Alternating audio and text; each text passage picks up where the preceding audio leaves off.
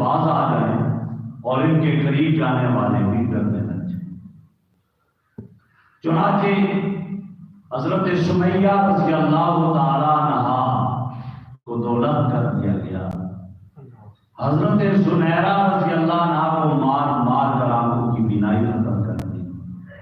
حضرت نادیہ کو اتنا مارا کہ ان کی جسم سے کھال کو اتار دیا گیا، حضرت خباب رضی اللہ تعالیٰ عنہ کو اتنا مارا کہ انہیں انگاروں پر، دہتے ہوئے انگاروں پر لٹاتے تھے اور چربی پگھلتی تھی اور انگارے بن جاتے، اتنا ظلم کیا۔ حضرت عمار، حضرت یاسر، ان پر ظلم، اور میرے آقا جب گزرتے تو فرماتے اصبروا یا آل یاسر، اے آل یاسر صبر کرو، اللہ تمہارے لیے آسان ہے۔ حضرت بلال کو تپتی ہوئی ریت پر لٹا دیتے، گلے میں رسی ڈال کر اور سینے پہ بھاری پتھر رکھ کر، لیکن پھر بھی احد احد زبان، اس میں بھی ناکام ہے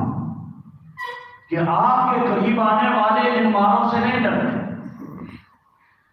آپ کے ساتھ بھی زیادتی کرنے لگ گئے، آپ کے راستے میں کانٹے بچھاتے، پتھروں کی بارش کرتے، آپ پھر بھی ڈرتے۔